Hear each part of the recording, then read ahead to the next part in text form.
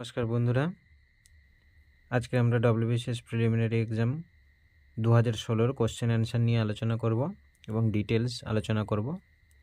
Welcome to always aspirants. প্রথম প্রশ্ন, ভারতের জোয়ার বিদ্যুৎ টাইডাল পাওয়ার উৎপাদনের সর্বাধিক সম্ভাবনা কোথায় দেখা যায়? গুজরাট উপকূলে। উত্তর হবে গুজরাট উপকূলে। এখানে কিছু ডিটেলস আলোচনা আমরা দেখব। The potential capacity of electricity generation through the tidal energy systems in the India 10,000 megawatt, in which the highest potential site is the Gulf of Cambay, has approx 7200 megawatt. দ্বিতীয়, প্রথম রয়েছে গালফ অফ কাম্বে, সেকেন্ড রয়েছে কচ্ছের সমুদ্র তীর, তৃতীয় রয়েছে সুন্দরবনের গাঙ্গেয় বদ্বীপ ভারতের টাইডাল পাওয়ারের ক্ষেত্রে। পরের প্রশ্ন, ভারতের পতিত জমি সর্বাধিক কোথায় রয়েছে? রাজস্থানে সর্বাধিক রয়েছে। এরপরে আমরা যেখানে সর্বাধিক জমি রয়েছে পতিত জমি সেই অনুযায়ী সাজিয়েছি রাজস্থান, মধ্যপ্রদেশ, মহারাষ্ট্র। পরের প্রশ্ন, ওজোন স্তর ক্ষয়ের জন্য দায়ী কোন গ্যাস? Chlorofluorocarbon, CFC.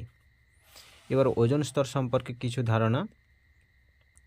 ওজোন স্তরটি পৃথিবী পৃষ্ঠ থেকে 10 থেকে 50 কিলোমিটার ওপরে স্ট্র্যাটোস্ফিয়ার স্তরে বিদ্যমান।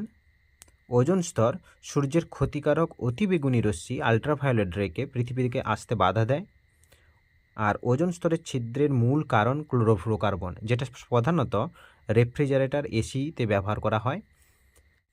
ওজোন ক্ষয় মেরু অঞ্চল অর্থাৎ দক্ষিণ মেরু আন্টার্কটিক অঞ্চলে সবচেয়ে বেশি ওজোন ক্ষয়ের সম্ভাবনা বেশি দেখা যায়।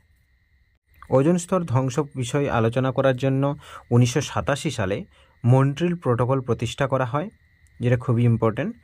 আর international day of the preservations of the ozone layer day পালন করা হয় 16ই সেপ্টেম্বর পালন করা হয়। পরের প্রশ্নে চলে যাই আমরা। নাগাল্যান্ডের পাহাড়গুলি দ্রুত অনুর্বর হয়ে পড়েছে কেন? কারণ কি? ঝুম চাষ। সাধারণত স্থানান্তরিত চাষাবাদকে ঝুম চাষ বলে পরিচিত করা হয়। সাধারণত ঝুম চাষ ভারতের উত্তর পূর্ব পার্বত্য অঞ্চলে একটি আদিম অনুশীলন। ইংরেজিতে একে শিফটিং কাল্টিভেশন বলা হয়। Shifting cultivation is a form of agricultural practice in which farmers clear an area of land by the slashing vegetations and the burning forest for the agricultural purpose. এবার বিভিন্ন জায়গায়, বিভিন্ন রিজিয়নে বা বিভিন্ন রাজ্যে শিফটিং কাল্টিভেশনকে কী কী নামে হিসেবে পরিচিত রাখা হয়েছে বা কী কী নামে ডাকা হয় সেগুলো নিয়ে আমরা একটু জেনে নেই। ঝুম কাল্টিভেশন, ঝুম নামে পরিচিত রয়েছে hilly regions of north eastern, উত্তর পূর্ব ভারতের যে সমস্ত রাজ্যগুলি রয়েছে যেমন আসাম, মেঘালয়, নাগাল্যান্ড, মিজোরাম এগুলি। পোডু কাল্টিভেশন অন্ধ্রপ্রদেশে পোডু কাল্টিভেশন হিসেবে পরিচিত লাভ করেছে। কোরোয়া ঝাড়খণ্ডে, কুমারী ওয়েস্টার্ন ঘাটে, বেওয়ার বা দাহিয়া মধ্যপ্রদেশে। এগুলি ঝুম কাল্টিভেশনে বিভিন্ন রিজিয়নে বিভিন্ন ধরনের নামে পরিচিত। পরের প্রশ্ন, ভারতের কোন রাজ্যে ট্যাঙ্ক ইরিগেশনের শতকরা হার সর্বাধিক? তামিলনাড়ুতে। তামিলনাড়ু, অন্ধ্রপ্রদেশ, উড়িষ্যা, মহারাষ্ট্র, কেরালা এই 5টি শীর্ষস্থানীয় রাজ্য ট্যাঙ্ক জলসেচ ব্যবস্থা খুবই পরিমাণ ব্যবহার করে। তাই জন্য জলসেচ ব্যবস্থার বা ট্যাঙ্ক ইরিগেশনে সবচেয়ে বেশি ব্যবহার করে তামিলনাড়ু। পরের প্রশ্ন, 1911 থেকে 21 সাল পর্যন্ত পশ্চিমবঙ্গের জনসংখ্যা বৃদ্ধির হার কত ছিল? -2.91%, ঋণাত্মক ছিল। কিছু ইম্পর্টেন্ট টপিক, 2001 থেকে 11 সালের মধ্যে জনসংখ্যা বৃদ্ধি হয়েছে 13.93%। পশ্চিমবঙ্গের জনঘনত্ব বর্তমানে কত? প্রতি বর্গ কিলোমিটারে 1029 জন, 2011 আদমশুমারি বা জনগণনা অনুযায়ী। পরের প্রশ্নে চলে যাই আমরা। পশ্চিমবঙ্গের কোন জেলায় সবচেয়ে বেশি তামাক চাষ হয়, উৎপাদিত হয় বা তামাক উৎপাদিত হয়? কোচবিহারে।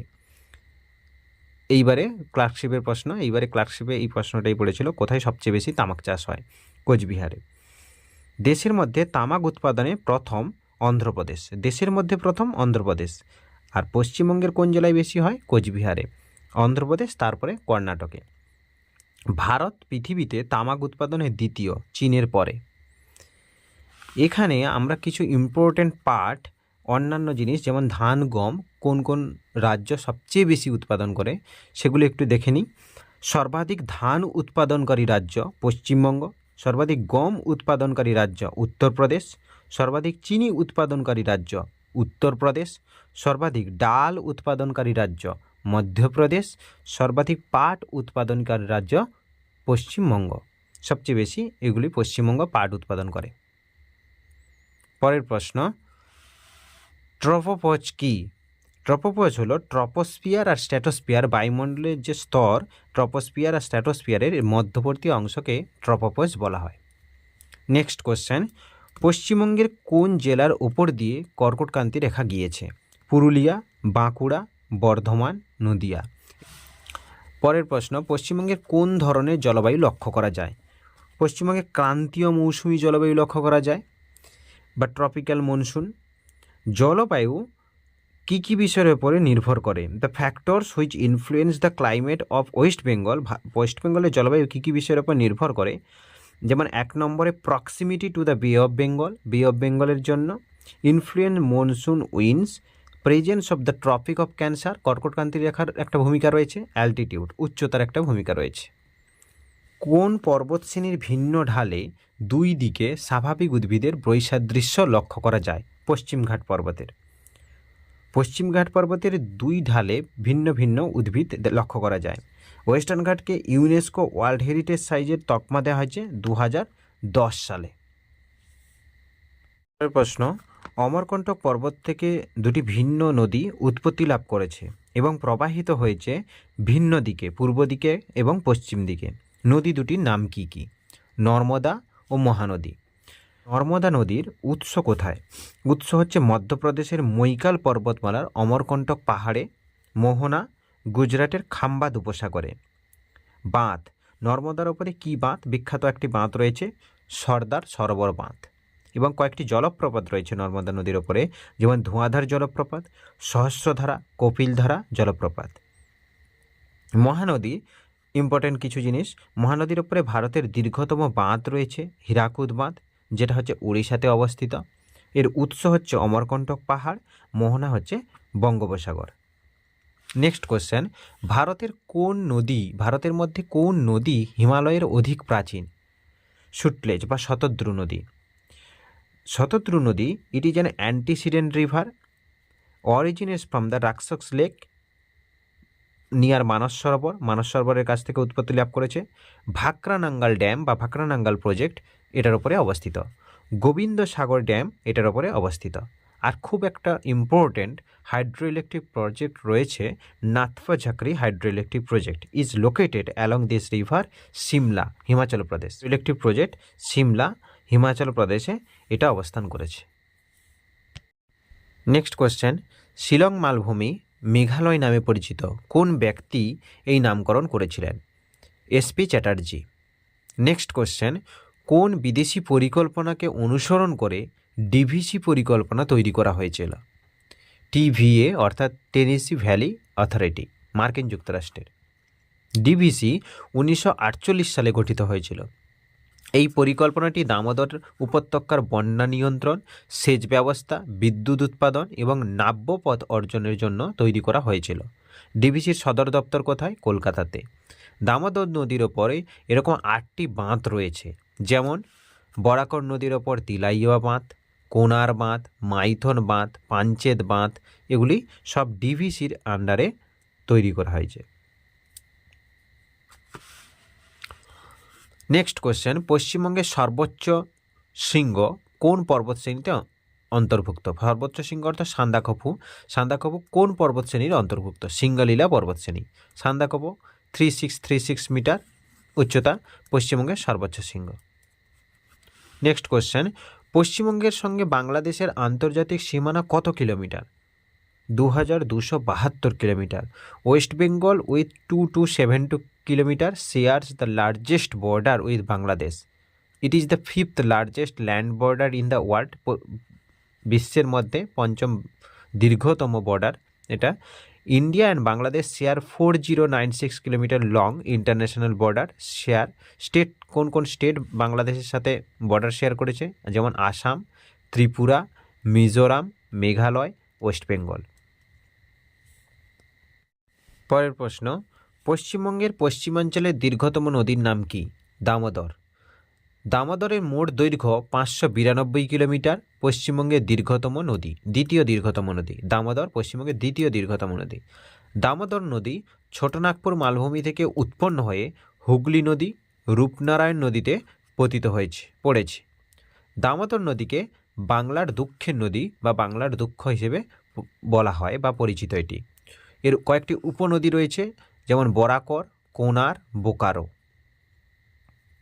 এখানে আমরা একটা ইম্পর্টেন্ট টপিক সুয়েজ খাল সম্পর্কে জানব। সুয়েজ খাল 72 কিলোমিটার দীর্ঘ। সুয়েজ খাল কবে তৈরি হয়েছিল?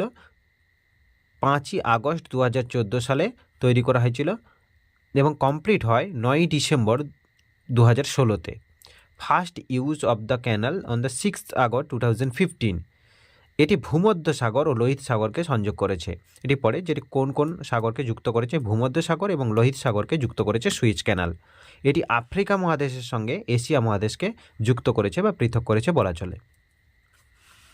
Next question, Singalila national park পশ্চিমবঙ্গের কোথায় অবস্থিত? দার্জিলিংয়ে অবস্থিত। এই সিঙ্গালীলা ন্যাশনাল পার্ক কবে ওয়াইল্ড লাইফ স্যাংচুয়ারিতে ভূষিত হয়? 1986-এ। এটি কবে ন্যাশনাল পার্কের তকমা পায়? 1992-তে। পশ্চিমবঙ্গের আরও কয়েকটি হাইয়েস্ট পিক আছে, পয়েন্ট আছে, যেগুলির নাম হচ্ছে Phalut, Sandakphu highest point West বেঙ্গলে, টাংলু, সবরগ্রাম, 4টে হাইয়েস্ট পয়েন্ট বা হাইয়েস্ট পিক। নেক্সট কোশ্চেন, জেরোফাইটিক উদ্ভিদ কোন অঞ্চলের একটি চারিত্রিক বৈশিষ্ট্য? কচ্ছ বা মরুভূমি অঞ্চলে। Xerophyte dry plant are the plant that can be live in the very dry place. মরুভূমি অঞ্চলে জেরোফাইট উদ্ভিদগুলো তৈরিকে জেরোফাইটিক উদ্ভিদ বলা হয়।